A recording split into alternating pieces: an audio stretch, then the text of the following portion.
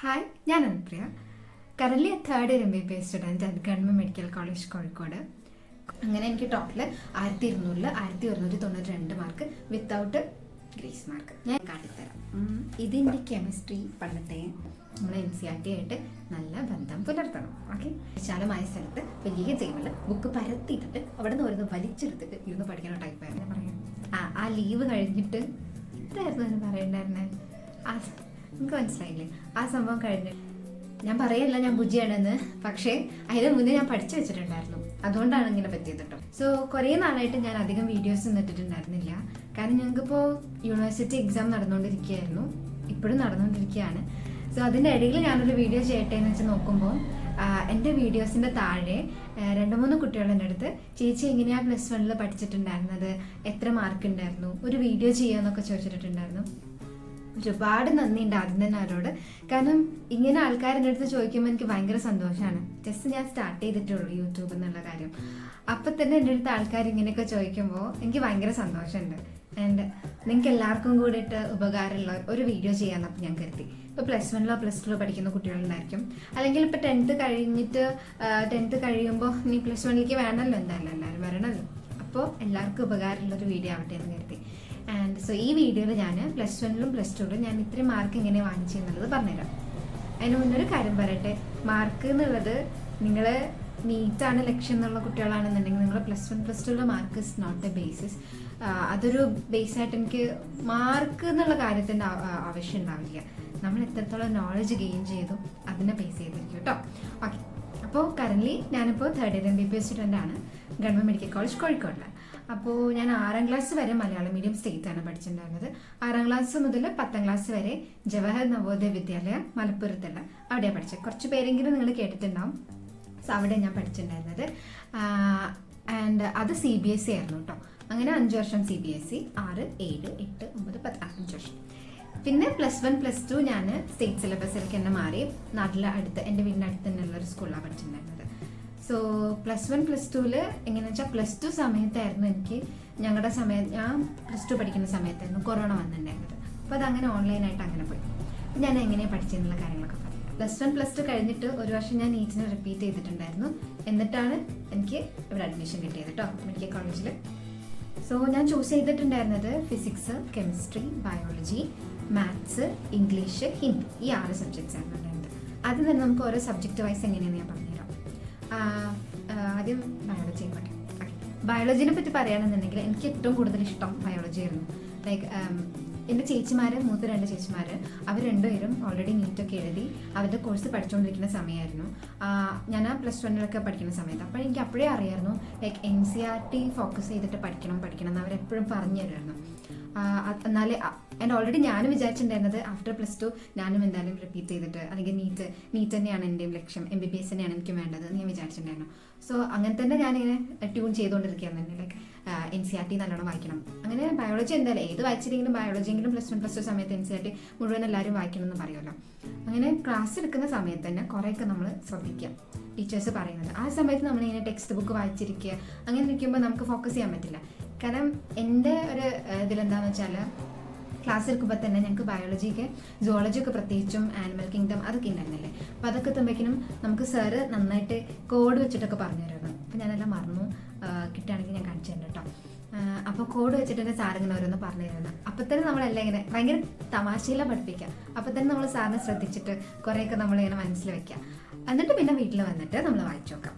Even though നമ്മളിപ്പോൾ അന്ന് വായിച്ചില്ലെങ്കിൽ കൂടി എക്സാമിന് ആ കോഡ് അല്ലെങ്കിൽ സാറ് പറഞ്ഞ ആ ഒരു തമാശ അപ്പം നമ്മളത് ശ്രദ്ധിച്ചിട്ടുണ്ടെങ്കിൽ അത് വെച്ചിട്ട് നമുക്ക് കിട്ടും. എനിക്ക് അങ്ങനെ വർക്കായിട്ടുണ്ട്.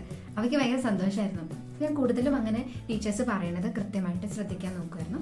എന്നിട്ട് വീട്ടിൽ വന്നിട്ട് നമ്മൾ വായിച്ചു നോക്കുമായിരുന്നു. ആൻഡ് ഞാനിങ്ങനെ രാത്രി കുറേ നേരം ഇരിക്കുന്ന ടൈപ്പേ അല്ല, എനിക്ക് കഴിയേയില്ല. ഒരു 9:30 കഴിഞ്ഞാൽ പിന്നെ എൻ്റെ ബ്രെയിൻ ചത്ത പോലെയാണ്. എനിക്ക് എത്ര ഫോക്കസ് ചെയ്താലും കഴിയില്ല. അത് ഇപ്പോഴും അങ്ങനെയൊക്കെ തന്നെയാണ്. ചുരുക്കം ചില എക്സാം ഡേയ്സിൻ്റെ തലേന്ന് മാത്രം എനിക്കൊരു ശക്തി കിട്ടണതാണ്. അങ്ങനെയല്ല, എക്സാമിന് തന്നെ എല്ലാവർക്കും പേരുണ്ടാവില്ലേ. അപ്പം എന്തായാലും കുറച്ചധികം നേരം ഇരിക്കാൻ പറ്റും. അല്ലാന്നുണ്ടെങ്കിൽ എനിക്ക് അങ്ങനെ കഴിയില്ല. പിന്നെ കൂടുതലായിട്ട് എനിക്കൊരു 4 മണി 3 മണി 4 മണി 5 മണി ആ ഒരു സമയത്ത് എണീച്ചിട്ട് നല്ലപോലെ ഇരുന്നിട്ട് പഠിക്കുന്നതാണ് എനിക്ക് ഭയങ്കര എഫക്റ്റീവായി തോന്നാറ്. പലർക്കും പല പോലെ ആയിരിക്കുമല്ലോ. അപ്പോൾ നിങ്ങൾ എങ്ങനെയാണെന്ന് വെച്ചാൽ അങ്ങനെ പഠിക്കാൻ നോക്കണം കേട്ടോ. അപ്പോൾ എനിക്ക് എന്താണെന്ന് വെച്ചിട്ട് എൻ്റെ സ്കൂൾ ഇവിടെ അടുത്ത് തന്നെ. അപ്പോൾ രാവിലെ ഒരു 5 മണിക്കൊക്കെ എണീറ്റിട്ട് ഒരു 7:30 8 മണി വരെയൊക്കെ ഒരു കണ്ടിന്യൂസ് ആയിട്ട് എൻ്റെ ഒരു സ്റ്റഡി സെഷൻ പോകുമായിരുന്നു. അപ്പോൾ അതുവരെ ഇരുന്നിട്ട് പഠിച്ചിട്ട് പിന്നെ നേരെ ക്ലാസ്സിലേക്ക് പോവാം, ചായയൊക്കെ കുടിച്ചിട്ട് അങ്ങനെ പോകും. അങ്ങനെയായിരുന്നു എൻ്റെ റൊട്ടീൻ. സോ അതായിരുന്നു ബയോളജി. പിന്നെ ബയോളജിയിൽ എന്താണെന്ന് വെച്ചാൽ നിങ്ങൾക്ക് ഇപ്പോൾ തന്നെ ഒരു ഐഡിയ ഉണ്ടാവുമല്ലോ ആഫ്റ്റർ +2 നിങ്ങൾ എന്താ എടുക്കാൻ പോകണമെന്ന്. ഇപ്പോൾ നീറ്റൊക്കെ ആണെന്നുണ്ടെങ്കിൽ പ്രത്യേകിച്ചും നിങ്ങൾ ബയോളജിയൊക്കെ നേരത്തെ തന്നെ പഠിച്ച് വെക്കുക. അതായത് ഒരു അതായിട്ടൊക്കെ ഒരു അടിപൊളിയായിട്ട് ഇരിക്കുക. കാരണം അത് നിങ്ങൾക്ക് നല്ല യൂസ്ഫുൾ ആയിരിക്കും. പിന്നെ അത്ര എഫേർട്ട് ഇടേണ്ട ആവശ്യം ഉണ്ടാവില്ല ബയോളജിയിൽ. അപ്പോൾ ഞാൻ മെയിനായിട്ട് അങ്ങനെ വിചാരിച്ചിട്ടുണ്ടായിരുന്നത്. എന്നിട്ട് സൈഡിൽ തന്നെ പോയിന്റുകൾ എഴുതി വെക്കുക, അല്ലെങ്കിൽ സിക്കി നോട്ടിൽ അങ്ങനെയൊക്കെ എഴുതി വെക്കണം. പിന്നെ നല്ല കളർഫുള്ളായിട്ട് മാർക്ക് ചെയ്ത് വെക്കുക. ഇതൊക്കെ നല്ലതായിരിക്കും. പിന്നെ എക്സാമിൻ്റെ സമയത്ത് മാത്രം വായിച്ചാൽ മതിയല്ലോ.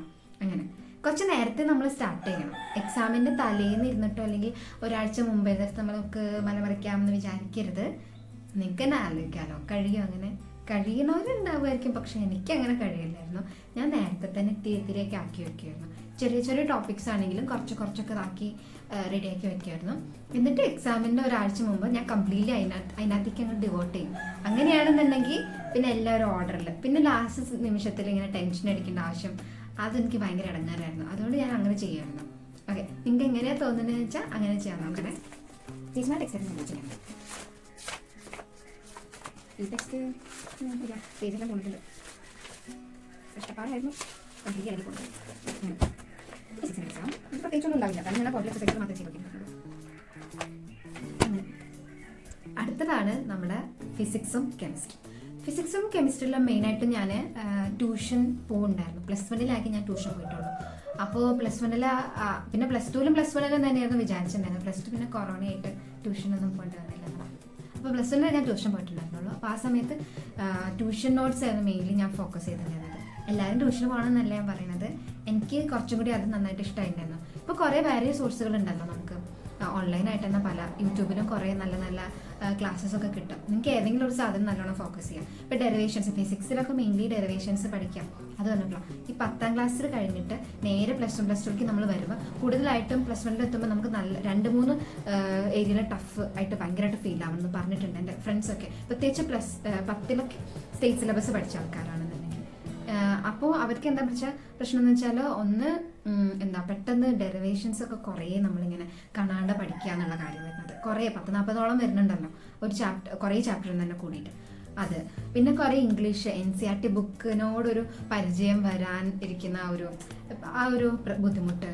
പിന്നെ മാത്സിൻ്റെ കുറേ നമ്മൾ പഠിക്കാത്ത പല സാധനങ്ങളാണ് പഠിക്കണമെന്നൊക്കെ പറഞ്ഞിട്ട് എൻ്റെ ഫ്രണ്ട്സിനെ പറയായിരുന്നു. ബെറ്റർ നിങ്ങളപ്പോൾ അതിനൊരു സൊല്യൂഷൻ കണ്ടുപിടിക്കുക എന്നുള്ളത് തന്നെയാണ്. അന്നൊന്നും എനിക്ക് ഫോണില്ല. കൂടുതലായിട്ട് എനിക്ക് യൂട്യൂബിനെ പറ്റി അങ്ങനെ ഇങ്ങനെ കുറേ ക്ലാസ്സുകളുണ്ടെന്നോ അങ്ങനെയൊന്നും ഞാൻ അത്ര ബോധേഡായിട്ടുണ്ടായിരുന്നില്ല. നേരെ വരുന്ന ട്യൂഷന് പോകാന്നുള്ള രീതിയിലായിരുന്നു. ആൻഡ് ട്യൂഷന് ഞാൻ നന്നായിട്ട് മുടങ്ങാതെ പോകുമായിരുന്നു എന്തുണ്ടെങ്കിലും. ആൻഡ് അതിൽ ഞാൻ കൂടുതൽ ഫോക്കസ് ചെയ്യായിരുന്നു. അപ്പോൾ ഫിസിക്സിൽ കുറേയൊക്കെ ഡെറിവേഷൻസ് ചെയ്ത് തന്നെ പഠിക്കുമായിരുന്നു. കാരണം അതിൻ്റെ ഓർമ്മയിൽ നിൽക്കണമല്ലോ. ഞാൻ പല തവണയും ചെയ്ത് പഠിക്കുമായിരുന്നു. എക്സാമിൻ്റെ കുറേ മുമ്പ് തന്നെ, അതായത് എടുക്കുന്ന അന്ന് പറ്റിയില്ലെങ്കിൽ കൂടി പിന്നെ ഒരു ദിവസം ഞാൻ കണ്ടുപിടിച്ചിട്ട് അത് ചെയ്യാൻ വേണ്ടി നോക്കുകയാണ്. ന്യൂസ് പ്രിൻ്റിൽ കുറേ ന്യൂസ് പ്രിൻ്റ് വാങ്ങാൻ ചെയ്യാം. ന്യൂസ് പ്രിൻ്റ് ഇല്ലാന്നുണ്ടെങ്കിലും എനിക്ക് എവിടെയെങ്കിലൊക്കെ ഇരുന്ന് ചെയ്ത് പഠിച്ചാൽ മതി. അപ്പോൾ ഞാൻ പഴയ ബുക്കിലൊക്കെ ഇരുന്ന് ചെയ്യാം, നനിയൻ്റെ ബുക്കിലും അങ്ങനെയൊക്കെ എനിക്ക് എങ്ങനെയാണ് തോന്നുന്നത് അങ്ങനെ അത് കൂടുതലായിട്ട് പഠിക്കണം. ഡെറിവേഷൻസ് കുറേ നന്നായിട്ടൊന്ന് പഠിക്കണം. പിന്നെ കുറേ പ്രീവിയസ് ഇയർ ക്വസ്റ്റ്യൻ പേപ്പേഴ്സ് കിട്ടുന്നുണ്ടാവുമല്ലോ, അപ്പോൾ അതിൻ്റെ തന്നെ ചെയ്ത് പഠിക്കുക എന്നുള്ളതാണ്. കെമിസ്ട്രി വരുമ്പോൾ കൂടുതൽ ഞാൻ ടെക്സ്റ്റ് നല്ലോണം വായിക്കുമായിരുന്നു. നോട്ട്സ് പഠിക്കും, അതിൻ്റെ കൂടെ തന്നെ അത് സ്കൂളിലെ നോട്ട്സും ട്യൂഷനിലെ നോട്ട്സും എല്ലാം ഞാൻ പഠിക്കുമായിരുന്നു. ലൈക്ക് എല്ലാം മിക്സാക്കി പഠിക്കുമായിരുന്നു. വേണ്ടതൊക്കെ നന്നായിട്ട് പഠിക്കുക. പിന്നെ ടെക്സ്റ്റ് ബുക്ക് അത്യാവശ്യം നല്ലോണം പഠിക്കണം. ബ്ലോക്ക് അങ്ങനെ കുറേ ബ്ലോക്കുകളൊക്കെ ഉണ്ടായിരുന്നില്ലേ, അതൊക്കെ നല്ലോണം ടെക്സ്റ്റ് തന്നെ നോക്കി പഠിക്കുമായിരുന്നു.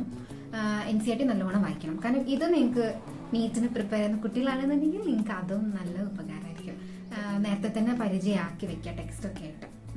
പിന്നെ ഫിസിക്സിലാണെന്നുണ്ടെങ്കിൽ ടെക്സ്റ്റ് വായിക്കലേ ഉണ്ടായിരുന്നില്ല. ടെക്സ്റ്റ് വായിക്കേണ്ട ആവശ്യം എനിക്ക് തോന്നിയിട്ടില്ല കേട്ടോ.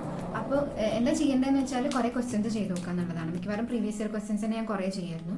എക്സാമിന് മുമ്പ് തന്നെ കുറേ ചെയ്യായിരുന്നു. പിന്നെ ലാസ്റ്റ് എക്സാമിൻ്റെ സമയം വെക്കണം, ജസ്റ്റൊക്കെ ബുദ്ധിമുട്ടുള്ളത് മാത്രമൊക്കെ ഒന്ന് ചെയ്ത് നോക്കുക, അങ്ങനെയായിരുന്നു ചെയ്തിട്ടുണ്ടായിരുന്നത്. പിന്നെ NCERTയിലെ പുറകിലുള്ള എക്സസൈസ് ഞാൻ ചെയ്യുമായിരുന്നു. മിക്കതും ഞാൻ ചെയ്യാൻ നോക്കുമായിരുന്നു. കിട്ടിയില്ലെങ്കിൽ കൂടി ഞാൻ ചെയ്യാൻ ശ്രമിക്കുമായിരുന്നു. ഡൗട്ട് ഉണ്ടെങ്കിൽ ടീച്ചേഴ്സിനോട് ചോദിക്കുമായിരുന്നു. ഇത്ര തന്നെ ആവശ്യമില്ല എന്നൊക്കെ വിചാരിക്കും, പക്ഷേ അത് വേണം. കാരണം എനിക്ക് നേരത്തെ അറിയാമായിരുന്നു ഞാൻ ഇത് തന്നെയായിരിക്കും നീറ്റ് തന്നെയായിരിക്കും പ്രിപ്പയർ ചെയ്യാൻ പോകണമെന്ന്. അപ്പോൾ ഞാൻ അങ്ങനെ കൂടുതലായിട്ടും ചെയ്ത് പഠിക്കുമായിരുന്നു. ലൈക്ക് നമ്മൾ NCERT വായിക്കാണ്ട് വേറെ നോട്ട്സ് മാത്രമായിട്ട് ഫോക്കസ് ചെയ്താൽ നമ്മൾ എക്സാമിന് ജയിക്കും, കുഴപ്പമൊന്നും ഉണ്ടാവില്ല. പക്ഷെ നമുക്ക് വേണ്ട ഒരു ബേസ് വേണമെന്നുണ്ടെങ്കിൽ നമ്മൾ NCERT ആയിട്ട് നല്ല ബന്ധം പുലർത്തണം. ഓക്കെ, അടുത്തത് മാത്സ്. എനിക്ക് ഭയങ്കര ഇഷ്ടമായിരുന്നു. ലൈക്ക് പക്ഷേ ട്വിസ്റ്റ് ഉണ്ടാക്കി എക്സാമിൻ്റെ തരുന്നത് ഞാൻ പറഞ്ഞുതരാം. മാത്സിൽ എന്താണെന്ന് വെച്ചാൽ ചെയ്യേണ്ടത് കുറേയൊക്കെ നമ്മൾ എക്സസൈസ് തന്നെ ചെയ്ത് പഠിക്കുക. ഞാൻ അങ്ങനെയാണ് ചെയ്തിട്ടുണ്ടായിരുന്നത്. എൻ്റെ മാത്സ് NCERT ബുക്ക് ഇവിടെ കാണാനില്ലെങ്കിൽ ഞാൻ കാണിച്ചു തരായിരുന്നു. അത്യാവശ്യം നല്ലോണം ചെയ്ത് ആ ബുക്കിനെ ഞാൻ അങ്ങോട്ട് ഉപയോഗിച്ച് റെഡിയാക്കി വെച്ചിട്ടുണ്ടായിരുന്നു. നല്ലോണം ക്വസ്റ്റ്യൻസ് ചെയ്ത് നോക്കുമായിരുന്നു. NCERT പുറകിലുള്ള ക്വസ്റ്റ്യൻസ് മിക്കതും ചെയ്ത് നോക്കുമായിരുന്നു. അങ്ങനെ തന്നെ ഞാൻ പഠിക്കുമായിരുന്നു, കുറേ ചെയ്യായിരുന്നു. പിന്നെ ഇക്വേഷൻസ് ഒക്കെ ഉണ്ടെന്നുണ്ടെങ്കിൽ നല്ലോണം ഹൈലൈറ്റ് ആക്കി വെക്കാം, നല്ല അടിപൊളിയാക്കി വെക്കാം. അങ്ങനെയായിരുന്നു മാത്സ് ചെയ്തുകൊണ്ട്. അങ്ങനെ മാത്സ് എക്സാമിൻ്റെ തലേന്ന് എന്തുണ്ടായെന്ന് വെച്ചാൽ ഞങ്ങൾക്ക് ആകെ ഒരു ദിവസമേ ഉണ്ടായിരുന്നുള്ളൂ പഠിക്കാൻ.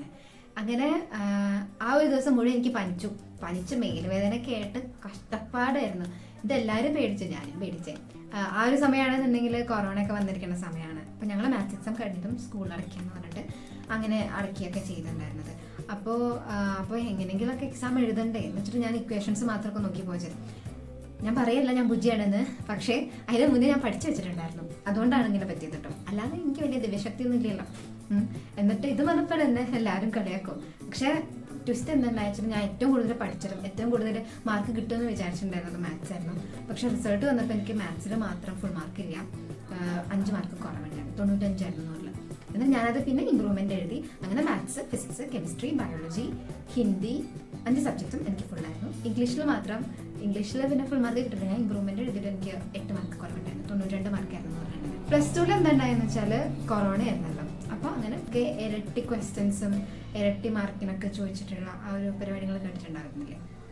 അങ്ങനെ എനിക്ക് total 1292 mark without grace mark. ഞാൻ NSSനൊക്കെ ഉണ്ടായിരുന്നു, പക്ഷെ നമുക്ക് NSSന്റെ മാർക്കൊന്നും അങ്ങനെ എടുത്തില്ല. നമ്മൾ കുറേ പണിയെടുത്തിട്ടുണ്ടായിരുന്നു. ഓക്കെ, ഇനിയിപ്പോൾ ഏതാ പറയാനുള്ളത്? ഹിന്ദി അല്ലേ? ഹിന്ദി ഇംഗ്ലീഷൊക്കെയാണ്. ഓക്കെ, ഹിന്ദി ഞാൻ എടുക്കാൻ കാരണം എന്താണെന്ന് വെച്ചാൽ എനിക്ക് മലയാളത്തിലായിരുന്നു ആക്ച്വലി 10th ഫുൾ മാർക്ക് ഉണ്ടായിരുന്നു. CBSE 100 ഉണ്ടായിരുന്നു.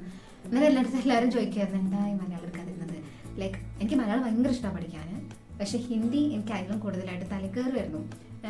കുറച്ചുകൂടി ചില്ലാന്ന് തോന്നി. അധികം എഴുതണ്ട, അധികം പഠിക്കണ്ട, ആ നേരം എനിക്ക് വേറെ സബ്ജക്റ്റ് പഠിക്കാം, അല്ലെങ്കിൽ കുറച്ചുകൂടി എൻജോയ് ചെയ്യാമെന്ന് വിചാരിച്ചിട്ട് അങ്ങനെ. പിന്നെ ഞങ്ങളുടെ ബാച്ചിലെ ഹിന്ദി കുട്ടികൾ കുറച്ചുണ്ടായിരുന്നുള്ളൂ, ഹിന്ദി എടുത്ത കുട്ടികൾ സെക്കൻഡ് ലാംഗ്വേജ് ആയിട്ട്.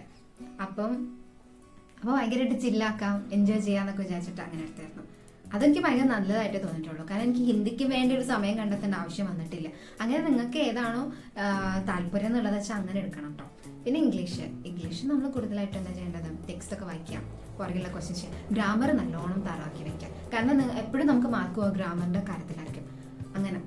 അങ്ങനെയൊക്കെയായിരുന്നു നമ്മൾ +1 +2 പഠിത്തകാലം. +2 ഫുള്ള് കൊറോണയായി. ആ സമയത്ത് ഓൺലൈൻ ക്ലാസ് ഉണ്ടായിരുന്നു. വിക്ടേഴ്സ് ചാനലിൽ കുറേ ക്ലാസ്സൊക്കെ വരില്ലേ, അതൊക്കെ കാണുമായിരുന്നു. ഇതേപോലെ തന്നെ ടെക്സ്റ്റും വായിക്കാൻ നോക്കിയിട്ടുണ്ടായിരുന്നു. കുറേയൊക്കെ ക്വസ്റ്റ്യൻസും ചെയ്യാനൊക്കെ ശ്രമിക്കുമായിരുന്നു. അങ്ങനെയായിരുന്നു ആ കൊറോണ കാലം. അങ്ങനെയും പോയി. ഞാൻ കുറച്ച് എൻ്റെ പഴയ ബുക്സ് ഇപ്പോൾ തപ്പിപ്പിടിച്ച് കൊണ്ടുവന്നിട്ടുണ്ട്, ഞാൻ കാട്ടിത്തരാം. ഇതിൻ്റെ കെമിസ്ട്രി പണ്ടത്തെ ഇതൊക്കെ ഇങ്ങനെ മാക്കി വെക്കാം, എന്തെങ്കിലും നമുക്ക് ഉപകാരമാവില്ല. അവിടെ കുറേ എഴുതി വെക്കലും പരിപാടിയൊക്കെ ഇല്ലേ, ഇതൊക്കെയായിരുന്നു. അതൊക്കെ എന്തെങ്കിലും എഴുതി വെക്കാം. അതൊക്കെ നമുക്ക് ലാസ്റ്റ് വായിച്ചൊക്കെ ആവശ്യം പോയാൽ മതിയല്ലോ. ഇതിൻ്റെ ഒരു പണ്ടത്തെ ഒരു എൻ്റെ നവോദയത്തെ കേട്ടോ, ജവഹർ നവോദയ വിദ്യാലയം മലപ്പുറം, അവിടുത്തെ ഒരു സർട്ടിഫിക്കറ്റ് ആണ്. 4x400 മീറ്റർ റിലേയിൽ നമുക്ക് എന്താ പ്രഥമ സ്ഥാനം. അത് പറഞ്ഞപ്പോഴാണ് നമ്മൾ പഠിക്കുക മാത്രമായി പോകരുത്, എല്ലാത്തിലും കൂടണം. ഇപ്പോൾ +1 +2 സമയത്തൊക്കെ എനിക്ക് +1 മാത്രമേ സ്കൂൾ ലൈഫ് കിട്ടിയുള്ളൂ. +2 ഞാൻ പറഞ്ഞില്ലേ, +2 കൊറോണയായിരുന്നു. അപ്പോൾ +1 പഠിക്കുന്ന സമയത്ത് ഞാൻ ഹിന്ദിൻ്റെ അടിപൊളി സബ്ജക്റ്റ് ആയതുകൊണ്ട് തന്നെ ഞാൻ ഹിന്ദിയിൽ കറക്കും. ഹിന്ദിയിൽ പിന്നെ പ്രസംഗത്തിന്, ഹിന്ദിയിൽ essay അതിനൊക്കെ പോയിട്ടുണ്ടായിരുന്നു. essay റൈറ്റിംഗ് കോമ്പറ്റീഷനൊക്കെ. പിന്നെ എന്താ എനിക്ക് പറ്റുന്നുണ്ട്. പിന്നെ എന്താ മറ്റേ ഡ്രോയിങ് അങ്ങനത്തെ കാര്യങ്ങളൊക്കെ കുറച്ചധികമുള്ളതുകൊണ്ട് തന്നെ നമ്മൾ വാട്ടർ കളർ പെയിൻറ്റിങ്ങും കോമ്പറ്റീഷനൊക്കെ ചേർത്തിട്ടുണ്ടായിരുന്നു. പിന്നെ ഓട്ടം ചാട്ടം സ്പോർട്സ് അങ്ങനത്തെ കഴിവുകളും കുറച്ചൊക്കെ ഉണ്ടായിരുന്നു. അതൊക്കെ നവോദയയിൽ പോയിട്ട് അങ്ങനെ ആയി വന്നതാണ്. അങ്ങനെ കുറച്ച് ഓടാനും പിന്നെ ഹൈ ജമ്പിൽ ഞാൻ സെക്കൻഡ് ഉണ്ടായിരുന്നു എനിക്ക് ഇവിടെ സ്കൂളിൽ +1 ഒക്കെ പഠിക്കുന്ന സമയത്ത്. അങ്ങനെ നമ്മളെല്ലാത്തിലും പോകണം. ഇതൊക്കെയല്ലേ ലൈഫ്, നമ്മളെല്ലാം ബാലൻസ് ചെയ്യണം അല്ലേ, വേണം. അടുത്തിൻ്റെ മാത്സ് വെച്ചാൽ ഇതിൻ്റെ മാത്സ് ഇതിൻ്റെ ഇതൊക്കെ പോയിട്ടുണ്ട്. Complex numbers and quadratic equations. 15/9/2019 Sunday sorry ഇതിൻ്റെ ട്യൂഷൻ ബുക്ക് ആയിരുന്നു. ട്യൂഷൻ നോട്ടാണ് സ്കൂളിൽ സമയത്തൊക്കെയാണ് ട്യൂഷൻ ചെയ്യാൻ. 6 ഇതിൻ്റെ ഫിസിക്സ് ഉണ്ട്. ഇതുണ്ട് ഇവിടെ തന്നെ ഞാൻ എഴുതിക്കും ഇമ്പോർട്ടൻറ്റ് 2 മാർക്ക് ക്വസ്റ്റ്യൻ എന്നൊക്കെ പറഞ്ഞിട്ട്. ഇപ്പോൾ കാണണ്ട ഇതൊക്കെ നോക്കും. ഇതിൻ്റെ ബുക്ക് അങ്ങനെ എവിടെയെങ്കിലൊക്കെ ഇങ്ങനെ എഴുതി പഠിക്കാം. എനിക്ക് എഴുതി പഠിക്കുന്നത് മറ്റൊരാൾക്ക് പറഞ്ഞു കൊടുക്കണ പോലെ പഠിക്കുന്നത് അതൊക്കെ ഭയങ്കര ഇഷ്ടം. അതിന് വെറുതെ ഒന്ന് വായിച്ചാലും എനിക്ക് തല കയറിയില്ല. ഇതിൻ്റെ ബോട്ടണി എന്ന് പറഞ്ഞിട്ട് അതിൻ്റെ ഇടയിൽ കൂടെ ഞാൻ എഴുതി പഠിച്ചെടുക്കുന്നത്. ഇത് ബോർ മോഡലൊക്കെ ഉണ്ടായിരുന്നത് കെമിസ്ട്രി.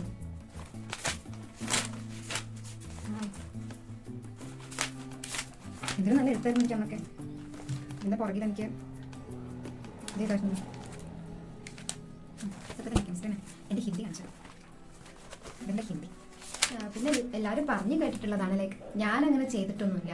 ഇങ്ങനെ പൊമഡോറോ ടെക്നിക്ക് എന്നൊക്കെ പറഞ്ഞിട്ടുണ്ട്, പഠിക്കാൻ കോൺസെൻട്രേഷൻ കൂട്ടാൻ, നമ്മളെ മെൻ്റൽ ബേൺ ഔട്ട് കുറയ്ക്കാൻ വേണ്ടിയിട്ട്. അതിന് അതായത് 25 മിനിറ്റ് നമ്മൾ ടൈമർ ഓണാക്കി വെച്ചിട്ട് ഇരുന്നിട്ട് പഠിക്കുക, എന്നിട്ട് 5 മിനിറ്റ് നമ്മൾ റെസ്റ്റ് എടുക്കാം. അത് 25 മിനിറ്റ് ആദ്യത്തെ നമ്മൾ പഠിക്കുക, അതാണ് ഒരു പൊമഡോറോ. അങ്ങനെ ഒരു 4 സൈക്കിൾ റിപ്പീറ്റ് ചെയ്യാം. എന്നിട്ട് പിന്നെ നമ്മൾ എന്ത് ചെയ്യുക, ഒരു 15-30 മിനിറ്റ് നല്ല റെസ്റ്റ് എടുക്കുക. ഇങ്ങനെ നമ്മൾ കോൺസെൻട്രേഷൻ കൂട്ടാൻ പറ്റും, ഫോക്കസ് കൂട്ടാൻ പറ്റും എന്നൊക്കെയാണ് പറയുന്നത്. പക്ഷെ ഞാൻ ഇതുവരെയും ട്രൈ ചെയ്ത് നോക്കിയിട്ടില്ല. എൻ്റെ ഫ്രണ്ട്സൊക്കെ ചെയ്യാറുണ്ട്, ഞാൻ ഇപ്പോഴും ചെയ്യുന്നവരുണ്ട്, ഞാൻ കണ്ടിട്ടുണ്ട്. അലാറം ഇടയ്ക്കിടയ്ക്ക് ഇങ്ങനെ കേൾക്കാറുണ്ട്. അപ്പോൾ ഇങ്ങനെ കറക്റ്റ് സമയം വെച്ചിട്ട് അവർ പഠിക്കുന്നതാണ് നല്ലതാണെന്ന് പറഞ്ഞിട്ടില്ല. നിങ്ങളൊന്ന് ട്രൈ ചെയ്ത് നോക്കുകയാണെങ്കിൽ നല്ലതായിരിക്കും. എനിക്ക് എങ്ങനെയാണെന്ന് വെച്ചാൽ ഒരു ടോപ്പിക്ക് ഞാനിപ്പോൾ പഠിക്കണം എന്ന് വിചാരിച്ചിട്ടുണ്ടെങ്കിൽ അത് കഴിയണം ഞാനവിടെ നീക്കില്ല. അങ്ങനെ ഒരു ടൈപ്പായിരുന്നു. ഇപ്പോൾ ഒരു എക്സസൈസ് ചെയ്യണമെന്നുണ്ടെങ്കിൽ അത് അപ്പം തന്നെ ചെയ്ത് നോക്കുക, അങ്ങനത്തെ ഒരു ടൈപ്പായിരുന്നു. അതിന് വേണ്ടിയിട്ട് ഇത്ര സമയത്തിൽ ബ്രേക്ക് എടുക്കും, വെള്ളം കുടിക്കണം, നല്ലോണം വെള്ളം കുടിക്കണം. അപ്പോൾ നമ്മൾ പഠിക്കാനിരിക്കുമ്പോൾ ഞാനൊരു ഓർഡറിലല്ല പറയണം, പക്ഷേ ഓക്കെ, നമ്മൾ പഠിക്കാനിരിക്കുമ്പോൾ അതിൽ നിന്ന് നമ്മൾ എന്തൊക്കെയാണ് ചെയ്യേണ്ടതെന്നുള്ള പ്ലാൻ ചെയ്ത് വയ്ക്കാം. ഇപ്പോൾ ഒരു ബുക്ക് എടുത്തിട്ട് അവിടെ തന്നെ എഴുതി വയ്ക്കാം, ഓക്കെ ഇത്ര സമയത്തിൽ ഞാനിത് തീർക്കാൻ വിചാരിക്കും, ആ സമയത്തിനുള്ളിൽ തീർക്കാൻ വേണ്ടി ശ്രമിക്കുക. പിന്നെ അടുത്തത് ഇപ്പം ഞാൻ ഇത്ര നേരം ഫിസിക്സ് ഈ ചാപ്റ്റർ നോക്കുകയാണ്, ഇപ്പോൾ മോഷൻ എനബിളിംഗ് നോക്കുകയാണെന്ന് പറയാം. അല്ലെങ്കിൽ അടുത്തത് ഞാൻ കെമിസ്ട്രി ഇത് നോക്കുകയാണ്, പി ബ്ലോക്ക് നോക്കുകയാണ്, ബയോളജി ഞാൻ ആനിമൽ കിങ്ഡം നോക്കുകയാണ്, അങ്ങനെ എഴുതി വയ്ക്കുക. എന്നിട്ട് അതായത് വീക്കെൻഡുകൾ നമ്മൾ കൂടുതലായിട്ട് യൂട്ടിലൈസ് ചെയ്യണം. ഓക്കെ, ട്യൂഷന് പോകുന്നവരൊക്കെ ഉണ്ടായിരിക്കും, അല്ലാത്തവരാണെന്നുണ്ടെങ്കിലും അല്ലെങ്കിൽ നമ്മൾ കൂടുതലായിട്ടും വീക്കെൻഡുകൾ ഉപയോഗിക്കാൻ നോക്കുക. ഞാൻ അങ്ങനെ ചെയ്തിട്ടുണ്ടായിരുന്നു, പ്ലാൻ ചെയ്തിട്ട് കറക്റ്റായിട്ട് അതുപോലെ ചെയ്യാൻ നോക്കാം. ഫോണിൻ്റെ കാര്യം വരുമ്പോൾ ഫോൺ എടുത്ത് വെച്ചിട്ട് പഠിക്കണ്ട. നിങ്ങൾക്ക് ക്ലാസ് കാണാനാണെങ്കിൽ ഓക്കെ നമുക്ക് എടുക്കാം, അത് വേണ്ടെന്ന് പറയാൻ പറ്റില്ലല്ലോ. ടാബ് അങ്ങനെയുള്ളവരാണെങ്കിൽ അങ്ങനെ യൂസ് ചെയ്യാം. ഞാനൊക്കെ പഠിക്കുമ്പോൾ എനിക്ക് ഫോണും ടാബൊന്നും ഇല്ല, ഞാൻ വാട്സപ്പ് പോലും അങ്ങനെ ഉപയോഗിക്കില്ല. അമ്മയുടെ ഫോണിൽ നിന്ന് ഇടയ്ക്കൊക്കെ നോക്കിയാലായി, അങ്ങനെയുള്ളൂ. അപ്പം ഫോണൊക്കെ കുറച്ച് അപ്പുറത്ത് മാറ്റി വെച്ചിട്ട് നിങ്ങൾ പഠിക്കാനിരിക്കുന്ന റൂമിൽ എങ്ങനെ വെച്ചിട്ട്, ഞാൻ റൂമിലല്ല പഠിക്കേണ്ടത്, എനിക്ക് ഡൈനിങ് ടേബിളിൽ നല്ല വിശാലമായ സ്ഥലത്ത് വലിയ ടേബിളിൽ ബുക്ക് പരത്തിയിട്ടിട്ട് അവിടെ നിന്ന് ഓരോന്ന് വലിച്ചെടുത്തിട്ട് ഇരുന്ന് പഠിക്കുന്ന ടൈപ്പായിരുന്നു. നല്ല ചീത്ത ഇട്ടായിരുന്നു ഒതുക്കി വെക്കാണ്ട്, പക്ഷെ ഞാൻ അങ്ങനെ ആയിപ്പോയി. അങ്ങനെ ഒരു ടൈപ്പായിരുന്നു. ഒരു സൈഡിൽ മുഴുവൻ എൻ്റെ പഠിക്കാനുള്ള ബുക്കാണ്, മറ്റേ സൈഡിൽ നമ്മൾ ചായ കുടിക്കുക, അങ്ങനത്തെ ടൈപ്പായിരുന്നു. പിന്നെ അതൊക്കെ മാറി മെല്ലെ റൂമിൽ മാത്രമായി. പിന്നെ അടച്ചുപൂട്ടിയിരുന്ന് പഠിക്കാറില്ല എനിക്കിഷ്ടം, കുറച്ചുകൂടി കാറ്റ് പിടിച്ച കാരണം, അങ്ങനത്തെ രീതിയിൽ. അപ്പോൾ നിങ്ങൾക്ക് അതിനെ ഇഷ്ടം എന്ന് വെച്ചാൽ അങ്ങനെ ഇരുന്നിട്ട് പഠിക്കാം. ടൈം ടേബിൾ കൃത്യമായിട്ട് ചെയ്ത് വെക്കുക. പിന്നെ വെള്ളം നല്ലോണം കുടിക്കണം. പിന്നെ ഇങ്ങനെ ഇടയ്ക്കിടയ്ക്ക് ബ്രേക്ക് എടുക്കുക. അങ്ങനെയൊക്കെ ആകുമ്പോൾ നമ്മൾ അധികം സ്ട്രെസ് ഔട്ട് ആവില്ല, ബേൺ ഔട്ട് ആവില്ല, നല്ല അടിപൊളിയായിട്ട് പഠിക്കാൻ പറ്റും. കുഞ്ഞു ടോപ്പിക്സ് ആയിട്ട് കുറച്ച് നേരമായിട്ട് ഇരുന്ന് പഠിക്കാം. പലപ്പോഴായി പഠിച്ചുകൊണ്ടിരിക്കുക, അല്ലാതെ പഠിക്കാനും വേണ്ടിയിട്ടൊരു ദിവസമായിട്ട് ഇരിക്കണ്ട. അങ്ങനെയാകുമ്പോഴല്ലേ നമുക്ക് ദേഷ്യം, സങ്കടം, അയ്യോ ഇനി പഠിച്ചിട്ടുണ്ടെങ്കിൽ ഒന്ന് പഠിച്ചാൽ മതിയായിരുന്നു എന്നൊക്കെ തോന്നുന്നു. പിന്നെ എക്സാമിൻ്റെ തലേന്ന് ഇരുന്നിട്ട് പഠിച്ചിട്ട് മലമറിക്കാം എന്നൊക്കെ പറയില്ലേ, അങ്ങനെ നടക്കുമെന്ന് എനിക്കറിയില്ല. ഞാൻ ഒരിക്കലും അങ്ങനെ ട്രൈ ചെയ്ത് നോക്കിയിട്ടില്ല. എനിക്ക് ഭയങ്കര ടെൻഷനായിരിക്കും തലേന്ന് വെച്ചിട്ട് പഠിച്ചിട്ടുണ്ടെങ്കിൽ. നേരത്തെ തന്നെ റെഡിയാക്കി വെച്ചിട്ട് എക്സാമിൻ്റെ ഒരാഴ്ച മുമ്പ് നമ്മൾ എന്ത് ചെയ്യാം, കുറേ നല്ലോണം എഫേർട്ട് ഇടാൻ വേണ്ടിയിട്ട് ശ്രമിക്കാം. അപ്പോൾ നേരത്തെ പഠിച്ചു വെച്ചിട്ടല്ലേ, അപ്പോൾ ഇത് വർക്കൗട്ട് ആയിക്കോട്ടെ. അങ്ങനെയൊക്കെയാണ് ഞാൻ ചെയ്തിട്ടുണ്ടായിരുന്നത്. സോ എക്സാംസ് ഒക്കെ വരികയായില്ലേ, എല്ലാവരും നന്നായിട്ട് പഠിക്കുക, അടിപൊളിയായിട്ട് തന്നെ എക്സാം എഴുതുക. അപ്പോൾ ഹാപ്പി ലേണിംഗ്.